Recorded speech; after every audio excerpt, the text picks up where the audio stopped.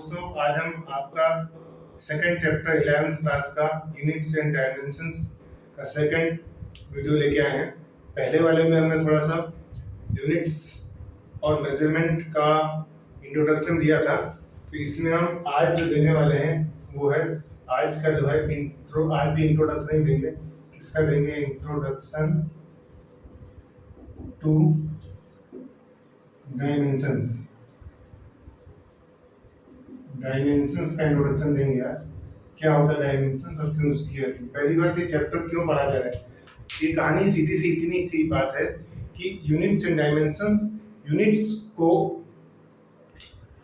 All over world एक same summarise करके एक पैमाने में लाने की कोशिश की गई है, जिसके थ्रू कि आदमी अगर बोले कि एक फिट तो वर्ल्ड वाला भी फिट समझे और इंडिया वाला भी फिट समझे, अमेरिका वाला भी फिट समझे। तो इस तरह से एक सिस्टम तैयार किया गया है, इसको बोलते हैं एसआई सिस्टम, जो आप पहले जान चुके हो, अभी तक 9th क्लास में पढ़ रहे हो तो एसआई हर जगह लगता है। तो एसआई एक ऐसा सिस्टम है, इंटरनेशनल सिस्टम ऑफ यूनिट। जो यूनिट यहाँ पर है वो अमेरिका में होगी, जापान में होगी, सब जगह सेम होगी। ये इसलिए किया गया क्योंकि कंफ्यूजन ना क्रिएट हो। हम फिट बोले, हम पाउंड बोले, हम किलो बोले, वो पाउंड बोले, उनके पाउंड में केक लेके आते हैं, हम किलो में चेंज कर देते हैं। तो इसलिए एक ऐसा हो कि एक्सपेरिमेंट करने में ऑल ओवर वर्ल्ड कंफ्यूजन ना क्रिएट हो, इसलिए हमने ऐसे सिस्टम का प्रयोग करते हैं और इसका इजाद इसलिए किया गया है। अब जो कहानी है डायमेंशंस की, तो इसके लिए उन्होंने क्या किया, इन्होंने इसके लिए भी एक कैटेगराइज किया गया है, सबको एक सिंबल दिया गया है डायमेंशन बनाने के लिए। तो आपको ये बात तो लास्ट वीडियो से मालूम चल गई होगी या चैप्टर पढ़ा हो तो भी मालूम चल गई होगी कि ये फंडामेंटल यूनिट जो होती हैं वो 7 यूनिट्स में डिवाइड होती हैं, ठीक है ना। उन्हीं यूनिट्स के हिसाब से हम डायमेंशंस बनाएंगे। अब 7 यूनिट्स क्या होती हैं आपको पहले भी मालूम है, पढ़ चुके हो। तो पहला अपन लेते हैं मास। मास को हम m से लिखते हैं, तो इसको अगर ब्रैकेट में डाल देते हैं तो तुम्हारा डायमेंशंस का सिंबल हो गया, ठीक है ना। फिर लेते हैं लेंथ।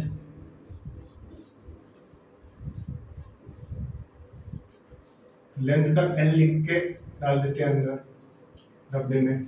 उसके बाद टाइम, जो 7 फंडामेंटल यूनिट है वही सब लिखेंगे, ठीक है ना। उसके बाद क्या है टेम्परेचर, आप सबको याद ही होना चाहिए ये सब चीजें। टेम्परेचर लिखता हूँ इसमें में, टेम्परेचर का अपन के से लिखते हैं केल्विन के हिसाब से। उसके बाद होता है करंट, इलेक्ट्रिक करंट और करंट दोनों बोल सकते हैं, तो ये अपन एम्पीयर से लेते हैं। फिर होता है ल्यूमिनियस इंटेंसिटी, शॉर्ट में लिख रहा हूँ, इसको अपन सी या सी डी लेते हैं, ठीक है ना। और लास्ट है amount of substance, amount of substance, इसको हम मोल लेते हैं, ठीक है ना। अब ये 1 2 3 4 5 6 7 फंडामेंटल यूनिट हो गई, उनके सिंबल होते हैं। अब उनको याद करने के लिए आप कुछ बना सकते हो चाहो तो, या फिर 1 या 2 तरीका मैं बता देता हूँ। तो देखो याद करने के लिए ऐसा कर सकते हैं, लिटमस कर सकते हैं। लिटमस कैसे, L for length, I for current, ठीक है ना। टी फॉर टाइम, है ना। M for mass, U for L I luminous intensity, S बचा S for amount of substance, और एसी मतलब एयर कंडीशनर, तो टेम्परेचर के लिए एसी हो गया। तो लिटमस एसी आप ऐसे याद कर सकते हो, लिटमस एसी, तो आपको सातों याद हो जाएगी। या फिर आप ऐसे भी याद कर सकते हो, बेसिकली यूज होने वाली ये 3 है, एमएलटी, ठीक है ना। एमएलटी और कहीं ए हो जाएगा, तो आप इसको ऐसे कर सकते हो, MALT, माल्ट याद कर सकते हो, क्योंकि माल्ट सब जगह यूज होना है, बाकी तो कम यूज होना है, ठीक है ना। तो आप ऐसे याद कर सकते हो। तो ये 2 तरीके आप अपना खुद का भी बना सकते हो, चाहो तो बना लो, ये तो मैंने एग्जांपल दे दिया, ठीक है ना। अब सब जितनी भी यूनिट्स हैं आज तक पढ़े हो तुम, एरिया, वॉल्यूम, सब का डायमेंशन बनेगा। तो डायमेंशन होता क्या है, डायमेंशन का एग्जांपल समझा दो। डायमेंशन बेसिकली होता क्या है, अगर डेफिनेशन की बात करें, डेफिनेशन आप बुक में देख लेना, मैं आपको कंसेप्ट समझाता हूँ। अगर एरिया पर लिखें तो डिराइव्ड क्वांटिटी m स्क्वायर लिखा, तो इसका क्या होगा l square.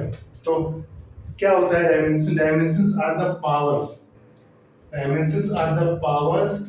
To the base, base m हो गया, to the base to derive, to the base to derive to express the derived quantity, ठीक है ना। तो dimensions are the power to the base quantity to express their derived quantity, ठीक है ना। इसका डेफिनेशन जो आप देख लेना, बाकी जो बताना चाह रहा हूँ, ये पावर होता है, ये इसका डायमेंशन होता है। तो एरिया का डायमेंशन क्या होगा, 2 होगा, L नहीं होगा, 2 होगा, ठीक है ना। ये समझ में आ गई। अब इसके बाद बहुत सारे डायमेंशंस, एरिया का, वॉल्यूम का, सबके डायमेंशंस पढ़ने पड़ेंगे, सबके डायमेंशन याद करने पड़ेंगे, या फिर आप डिराइव कर सकते हो, ठीक है ना। तो मैं कुछ 8-10 करके दिखाता हूँ, बाकी आप कर लेना, नहीं तो किताबों में आपको प्रिंट मिल जाएगा, याद कर लेना। तो एरिया का अपन ने बताया, एरिया कैसे बनता है, इसका होता है m स्क्वायर। तो अगर इसकी बात करें एरिया की, तो ये इसका एरिया निकालेंगे तो ये L इंटू L होता है ना। तो इसका एरिया क्या होगा, लेंथ इंटू ब्रेड्थ, तो दोनों L में आता है, L इंटू L, ठीक है ना। तो क्या होगा, L स्क्वायर हो गया। तो ये डायमेंशन हो गया एरिया, ठीक है ना, फ्रॉम दिस यूनिट, ठीक है। अब इसी नीचे वॉल्यूम में ले लेते हैं। वॉल्यूम की बात करें तो वॉल्यूम में 3D बनता है, मालूम 3D में एक ही हो गया, तो बना दें इसे समझाने के लिए, ये ठीक है ना, ऐसा ऐसा लिखे, ऐसा, ठीक है। तो इसमें क्या, H हो गया, L हो गया और B हो गया। तो ये हो जाएगा तुम्हारा L into B into H, तीनों क्या है, तीनों L में ही जाएंगे। L into L into L तुम्हारा हो जाएगा ये L क्यूब, तो इसका तुम्हारा हो जाएगा L क्यूब, डायमेंशन 3 हो जाएगा, ठीक है ना। वॉल्यूम का हो गया। अब ऐसे करके बाकी निकाल सकते हो, तो 2 हो गए और 8-10 में लिखवा देता हूँ, ठीक है ना। अगला अपन ले लेते हैं डेंसिटी। डेंसिटी डेंसिटी का फॉर्मूला क्या होता है, मास अपॉन वॉल्यूम। मास क्या होता है, मास m, वॉल्यूम L क्यूब, अभी पढ़ा था, इसको ऊपर ले गया तो m L माइनस 3, ये हो गया, ठीक है ना। ठीक है। एक चीज और है, जैसे अपन L2 लिखा था एरिया, तो इसको अगर बोलेंगे कि MLT के फॉर्म में लिखना है, तो MLT के फॉर्म में लिख देंगे MLT। अब इसमें 2 है, बाकी 0 कर देंगे, मतलब M और T का कोई डायमेंशन नहीं, ठीक है ना, एरिया में।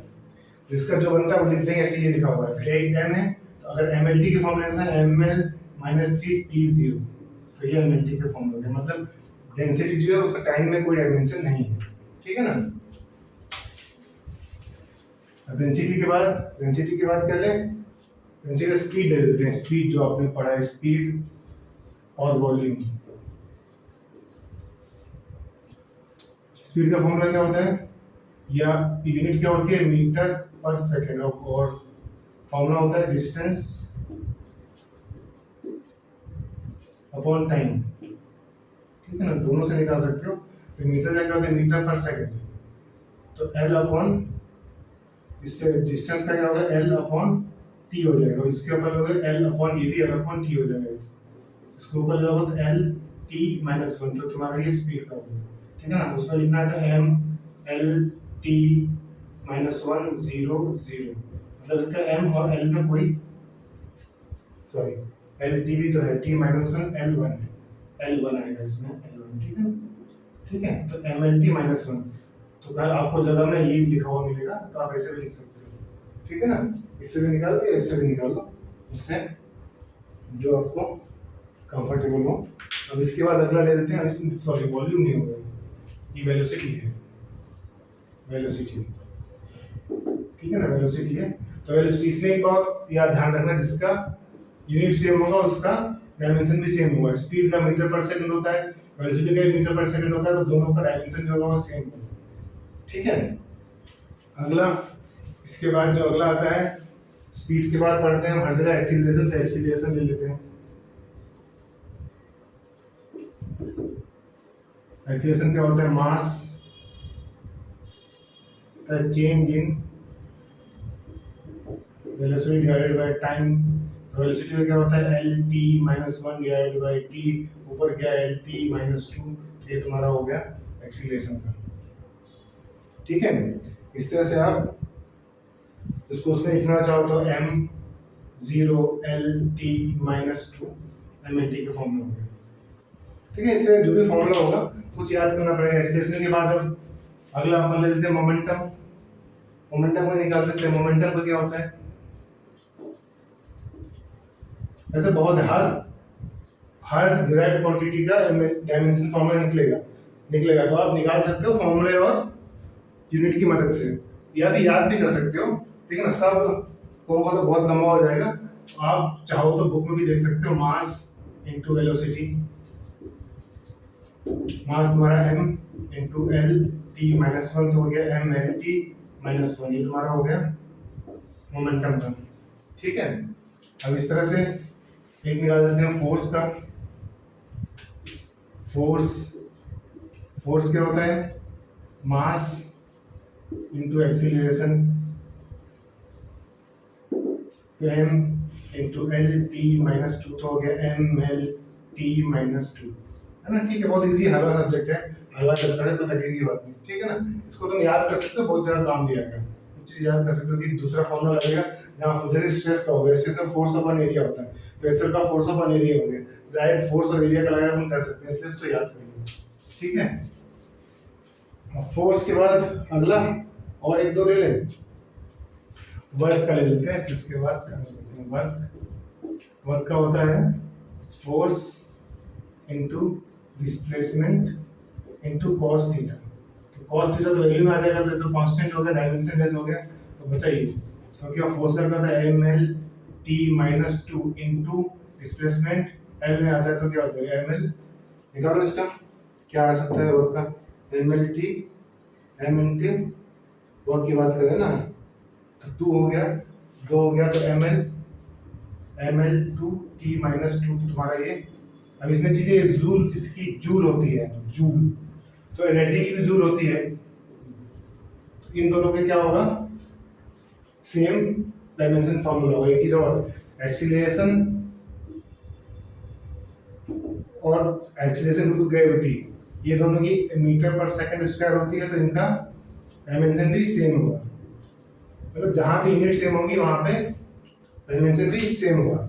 ठीक है ना, बाकी इस तरह से आप निकाल सकते हो जिसका चाहो। अब एक चीज और बताना चाहूंगा, इसके बाद energy, pressure, momentum, stress, strain, coefficient, किसी भी कोफिशिएंट का, कांस्टेंट का, ग्रेविटेशनल कांस्टेंट, बोल्ट्जमैन कांस्टेंट, सबका निकलेगा। ठीक है ना, उसके हिसाब से आप एक बार देख लो ना, नहीं होगा तो बताते हैं। दूसरा कुछ ऐसा भी हो सकता है कि मान लो ऐसी यूनिट्स भी हो सकती हैं कुछ, कि अपन इसको लेते हैं यूनिट का डब्बा है ये, और ये डायमेंशन का डब्बा है। ठीक है ना, तो ऐसा हो सकता है कि किसी की डायमेंशन हो और यूनिट हो, डायमेंशन ना हो,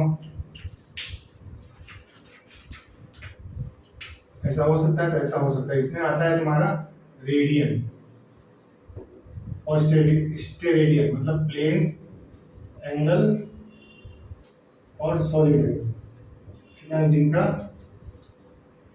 यूनिट होता है लेकिन डायमेंशन नहीं होता है। ठीक है, अब अगला ऐसा हो सकता है क्या किसी का कि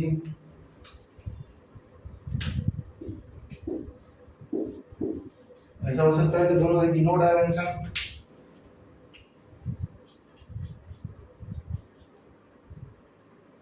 नो डायमेंशन नो यूनिट, तो हो सकता है इसमें आता है तुम्हारा, ये हो सकता है इसमें आता है तुम्हारा रिफ्रैक्टिव इंडेक्स। ठीक है, तो mu is equal to c upon v lt minus 1 दोनों कट जाएगा, तो नो डायमेंशन नो। ठीक है, और ऐसा हो सकता है किसी का, ये कंडीशन कौन सी बच गई, क्या कर सकते हैं हम कि उसका डायमेंशन हो और यूनिट ना हो, तो ये पॉसिबिलिटी नहीं हो सकती, ये नहीं। ठीक है ना, उसका डायमेंशन होगा, उसका यूनिट होगा। ठीक है, तो इतना याद करो और पढ़ते रहो। ठीक है, ठीक है, डायमेंशन और नो यूनिट।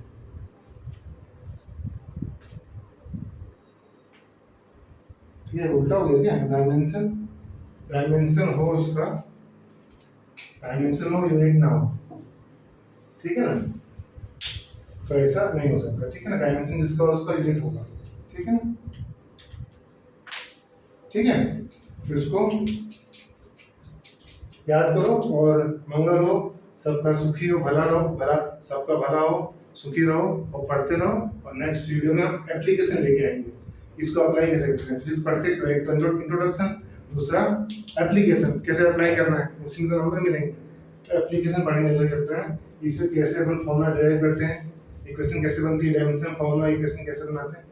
तो मिलते हैं।